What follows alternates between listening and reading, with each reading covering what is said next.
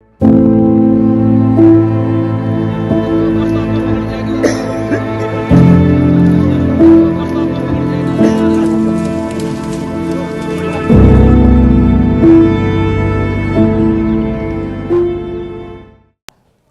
School की शिक्षिका मनीषा की मौत और अंतिम संस्कार के बाद घर और गांव ढाणी लक्ष्मण में गमगीन माहौल बना हुआ है। वहीं इस पूरे मामले में अब सभी की नजर एम्स दिल्ली में हुई तीसरी पोस्टमार्टम रिपोर्ट पर है और सीबीआई जांच क्या कहती है, सबको इसी बात का इंतजार है। नमस्कार, मैं हूं आशीष त्रिपाठी आपके साथ।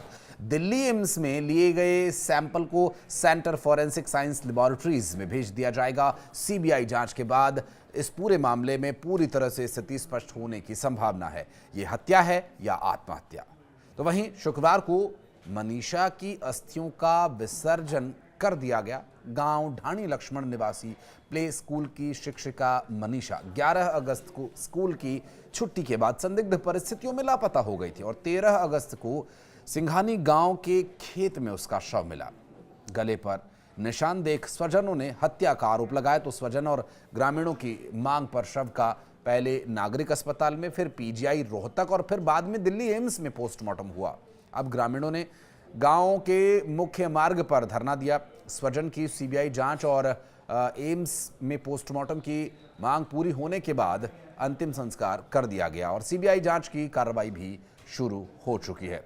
परिवार की मांग है कि भिवानी पुलिस ने जो case central bureau of investigation यानी सीबीआई को देने की प्रक्रिया शुरू कर दी है, उसी पर कार्रवाई हो। लेकिन इसे लेकर के सीबीआई को पत्र जो लिखा गया था, जल्द ही पुलिस अब इस पूरे मामले की जांच की फाइल्स जो है वो सीबीआई को ट्रांसफर करेगी और अब तक की जो जांच है उन फाइल्स को सीबीआई के पास रिकॉर्ड समेत ले जाया जाएगा और इस केस में पुलिस इन्वेस्टिगेशन टीम को केस के जांच संबंधित पूरी जानकारी सीबीआई को सौंपी जाएगी।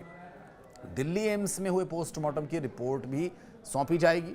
दरअसल गले पर निशान देख करके परिवार के लोगों ने हत्या किए जाने की आशंका जताई थी और उनके परिवार के लोगों का इस पूरे मामले पर और गांव के लोगों का कहना है कि इस तरह से जो हत्या की गई है, इस हत्या के पीछे जो लोग हैं उन पर कार्रवाई होनी चाहिए और ग्रामीणों ने गांव के मुख्य मार्ग पर मांग को लेकर धरना भी दे दिया था और परिवार के लोगों और उनके साथ जो स्वजन थे सीबीआई जांच की मांग को लेकर के प्रदर्शन भी कर रहे थे। इससे पहले एम्स में पोस्टमार्टम की मांग पूरी होने के बाद अंतिम संस्कार किसी तरह से हो सका और अस्थियों का विसर्जन भी कर दिया गया है। क्योंकि भिवानी पुलिस के द्वारा इस पूरे केस में जो अब तक साक्ष्य जुटाए गए, जो भी इन्वेस्टिगेशन की गई, उसे सीबीआई को अब उन्हें सौंपना होगा। उनमें वो सभी कॉल डिटेल्स, व्हाट्सएप की चैट्स, ये सारे विषय जो अब तक पुलिस के संज्ञान में आए उन्हें अब सीबीआई को सौंपना होगा और इस केस में पुलिस इन्वेस्टिगेशन टीम की केस के संबंधित पूरी जानकारी सीबीआई को सौंपे जाने के पहले दिल्ली एम्स में पोस्टमार्टम रिपोर्ट जो है वो भी इस केस में बहुत ही महत्वपूर्ण किरदार निभाने वाली है, क्योंकि ये एम्स से निकलने वाली रिपोर्ट अब तक पुलिस को नहीं मिली। लेकिन ये देखना होगा कि क्या ये भिवानी पुलिस को सौंपी जाएगी जो कि सीबीआई को इसे हैंडओवर करेगी या फिर ये सीधा सीबीआई को पोस्टमार्टम रिपोर्ट दी जाएगी। तो वहीं मनीषा के पिता जो इस वक्त गमज़दा हैं, गमगीन हैं, परेशान हैं, तो वो नेताओं से भी ज़्यादा परेशान हो गए हैं, क्योंकि नेता अब इस तरह की घटना है और अब ये मामला काफ़ी चर्चा में है तो हर कोई नेता वहाँ पहुँचने की कोशिश कर रहा है। जो हरियाणा की स्थानीय क्षेत्रीय पार्टियाँ हैं या राष्ट्रीय पार्टियां, उनके नेता बारी बारी से उनके घर पहुंच रहे हैं। उनके पिता ने हाथ जोड़ लिए, हाथ जोड़कर वो बोल रहे हैं कि कभी कोई आ रहा है तो कभी कोई आ रहा है, कोई कुछ कहता है तो कोई कुछ कहता है और मुझे कभी किसी की सुननी पड़ती है तो कभी किसी की। अब इन सब मामलों पर राजनीति न करें, इसलिए हाथ जोड़ करके उन्होंने निवेदन किया है नेताओं से।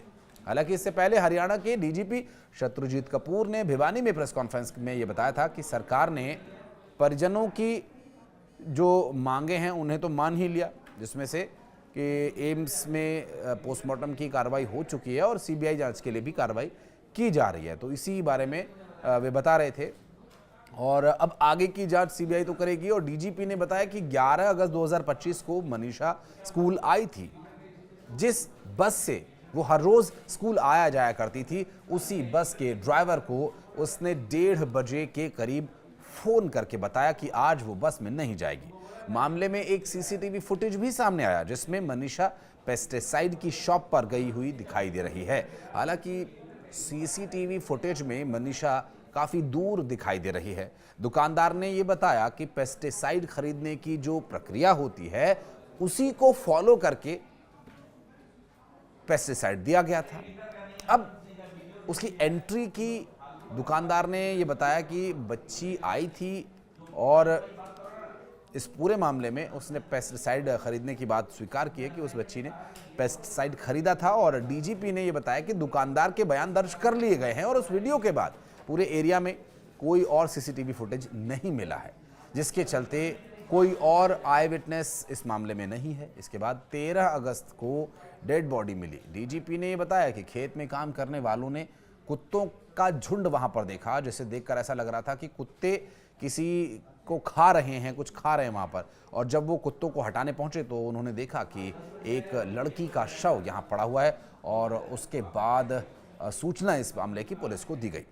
पुलिस ने बॉडी को कब्जे में लेकर भिवानी अस्पताल में इसका पोस्टमार्टम कराया। पोस्टमार्टम की जो रिपोर्ट आई है उससे परिवार संतुष्ट नहीं था, तो इस पूरे मामले में फिर परिवार के लोगों का आक्रोश और स्थानीय लोगों में जिस तरह की प्रदर्शन और ये पूरा जो मामला गरमाया, उस पूरे मामले को देखते हुए फिर पीजीआई शव को ले जाया गया। दूसरा पोस्टमार्टम यहाँ पर हुआ जिसकी वीडियोग्राफी भी कराई गई और उसके बाद भी परिवार के लोगों ने आशंका जताई कि इसमें भी उचित रिपोर्ट, उचित कार्रवाई नहीं हुई है। तब कहीं जाकर एम्स बॉडी को भेजा गया पोस्टमार्टम रिपोर्ट के लिए, जो कि अब आने को है। तो ऐसे में सहयोग लगातार प्रशासन का परिवार के साथ है और परिवार का बराबर सहयोग प्रशासन को मिल रहा है। उन्होंने ये भी दावा किया कि रोहतक में पोस्टमार्टम कराने वाले दिन उनके साथ 2 विशेषज्ञ भी थे जिन्होंने पोस्टमार्टम रिपोर्ट को पूरी तरह से समझा और परिजनों को बताया, इस पूरे मामले में उन्हें जानकारी दी। उन्होंने कहा कि सुसाइड नोट की हैंडराइटिंग का मिलान मनीषा के घर से मिले नोट्स और स्कूल में जमा करवाए गए पत्र से किया गया, जो कि एक ही जैसे हैं। उन्होंने दावा यह भी किया कि यह सब मनीषा के परिजनों को पता है। कोई भी आत्महत्या जैसा कदम आसानी से नहीं उठा सकता और इसके पीछे कोई ना कोई बड़ी और ठोस वजह होती है। दरअसल कुछ स्थानीय जो छुटभैये नेता हैं वो भी परिवार के लोगों से मिलने पहुंचे हैं और अब वो न्याय की मांग उठा रहे हैं। और जिस तरह से एक व्हाट्सएप चैट की बात सामने आई है, तो उस चैटिंग को लेकर भी कुछ नेताओं का ये कहना है, स्थानीय लोगों का ये कहना है कि वो चैट्स पब्लिक नहीं होनी चाहिए। इससे पहले शिक्षिका मनीषा की मौत के मामले पर मचे बवाल के बीच कुछ दिन तक इंटरनेट सेवाओं को भी बंद रखा गया था, जिस वजह से लाखों का लेन देन भी प्रभावित हुआ और इंटरनेट बंद होने की वजह से लोग बाजारों में ऑनलाइन पेमेंट भी नहीं कर पा रहे थे। पेट्रोल पंप, सब्जी मंडी, ये सभी दुकानदार जो ऑनलाइन लेन देन के काफ़ी यूज टू हो गए हैं, मतलब आदती हो गए हैं। अब वो बार बार ये कह रहे थे कि भैया कैश है तो ही सामान लेना, पेट्रोल तभी मिलेगा, सब्जी तभी मिलेगी, क्योंकि यहाँ पर कुछ भी इंटरनेट नहीं चल रहा है, वाईफाई की सुविधा भी नहीं है, जिस वजह से लोगों को काफ़ी परेशानी का सामना इस दौरान करना पड़ा। लेकिन हम उम्मीद करते हैं कि सीबीआई की जांच में बहुत जल्द खुलासा हो और मनीषा की, माफ़ कीजिएगा, ये हत्या है या आत्महत्या, ये बात स्पष्ट हो पाए। और अगर ये हत्या है तो इस मामले में परिवार और पीड़िता को न्याय मिलना कब तक संभव हो पाएगा, इस बारे में भी हमें कुछ और इंतजार करना होगा। आप इस मामले में क्या सोचते हैं, आपका विवेक क्या कहता है? कुछ कहना चाहे तो कमेंट सेक्शन में आके आप प्रतिक्रिया दे सकते हैं। वीडियो अगर इन्फॉर्मेटिव लगा हो तो इसे लाइक करें। धन्यवाद।